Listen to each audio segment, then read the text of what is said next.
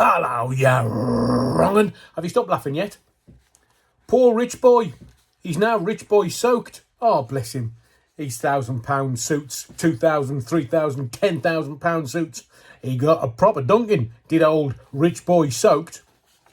So now we know, July 4th, Independence Day. Independence from what you say, Adrian? Well, not the Americans necessarily, but we're now going to have a slugfest. A slugfest between all the politicians who all lie, are all corrupt, and are all thieves. Because they've all got that in the trough of the public purse. But let me dissect what old rich boy soaked talked about today. I'm going to start with, can you remember when he became Prime Minister, Prime Monster? And he stood on the steps of 10 Downing Street. He loves a lectern. Bless him, he came out with his briefcase. I mean, how... He's like a sixth former, I swear. A sixth former with a posh suit. He came out with a little briefcase. What's that all about? You bloody... Supposedly, the most powerful man in this country, apart from, his king, Charles. But I will say that the styling of this speech, because it only happened seconds ago, so I'm just, if you don't mind, I'm going to consult my notes. When he became Prime Minister and stood on the steps of 10 Downing Street, he said, good morning, I've just been to Buckingham Palace and accepted His Majesty the King's invitation to form a government in his name. Nice one, rich boy soaked, judging by his suit. But then he went on in this speech, which was when he started as Prime Minister.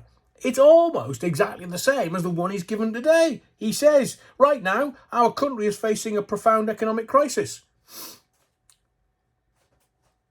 Hasn't changed, has it?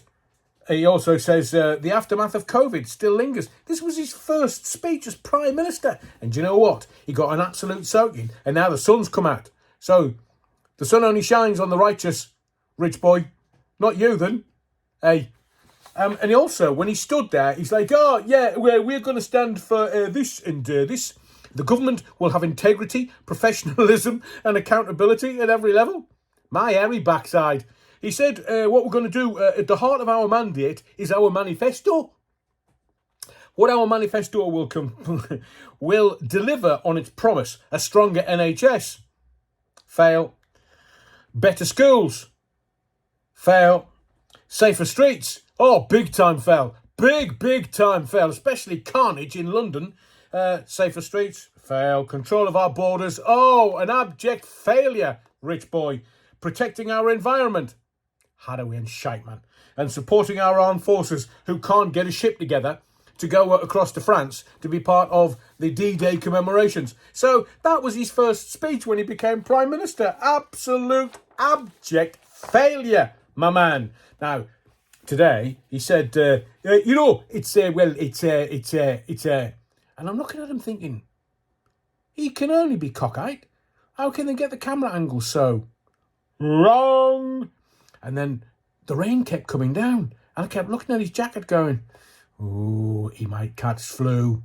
Can't have that. Prime Minister. Why couldn't somebody stand next to him with an umbrella? Because he wanted the limelight. That's why. He thinks he's been doing all right. Stupid for a billionaire. He made the furlough reference. Remember that? Oh, yeah, we had a great scheme. Yeah, when I was Chancellor, we had a great scheme. Go out to pay out, or pay out to go out, or eat out to stay out, or whatever he was telling us to do. I've got 2 words for you, rich boy. Michelle Moan. Get back to me when you've worked out what's gone on there and how many millions and billions she made from the PPE, not furlough. But then, this is one of the most powerful men politically in this country. He's the Prime Minister. Prime, number uno. Prime Minister. The feedback was awful. Some people might call it howl round, but as a man that's worked in radio, I can spot feedback at 20,000 paces. And he loves a lectern and a briefcase. And then all of a sudden, I kept hearing this blah, blah, blah, blah, blah, blah, blah. He just turned into a bloody noise, that man. I mean, can you imagine? Devoid of personality, devoid of character, blah, blah, blah, blah, blah, blah. And then the highlight of his speech was Things can only get better. Oh, the genius that thought of that got a massive set of speakers and played Things Can Only Get Better as he was making his speech. All of a sudden I thought, oh, you can't hear him. You can't hear him. What is it? Tony Blair? Has Tony Blair come across from the Middle East going, here, rich boy, on your bike, head away, I'm coming back in, I'm going to be boss again. Well, I think you need to have a word with Sakir, don't you? No. Things can only get better. It's Tony Blair's theme song. What happened to the Met? Why didn't the Met just get straight over public order offence and silence? Things can only get better. It went on for minutes and minutes and minutes. Oh, the genius of it. For me, personally, don't know about you, but I thought that was the highlight of his speech. So Rich Boy Soaked announced July 4th, Independence Day. Who are we going to get independence from? Is it going to be the Tories? Is it going to be Sir Keir Starmer?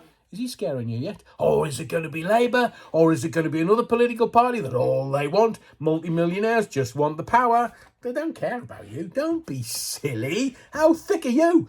How many independents are going to get elected?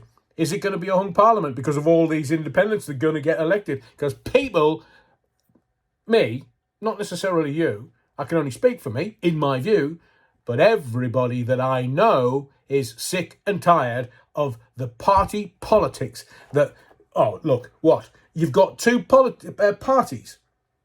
Sorry, I'm getting a bit wound up. I'm getting a bit aerated. So you've got two parties, red and blue, Labour and Tories, same as in America, Republicans and Democrats. And you think that's choice? You have owners, as George Carlin once said, and you think being able to vote for a politician is choice. Give your head a wobble.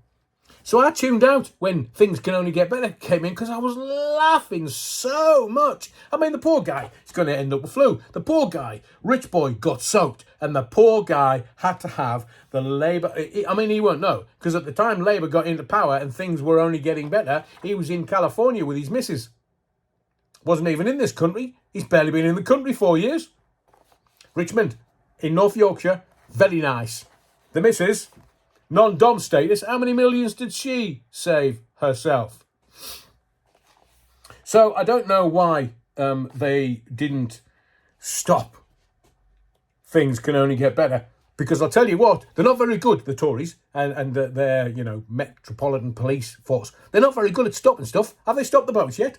Though everybody was saying it. Stop the boats, stop the boats, stop the boats. Well, they didn't. And then you could have predicted it. He started having a go at Sir Keir Starmer.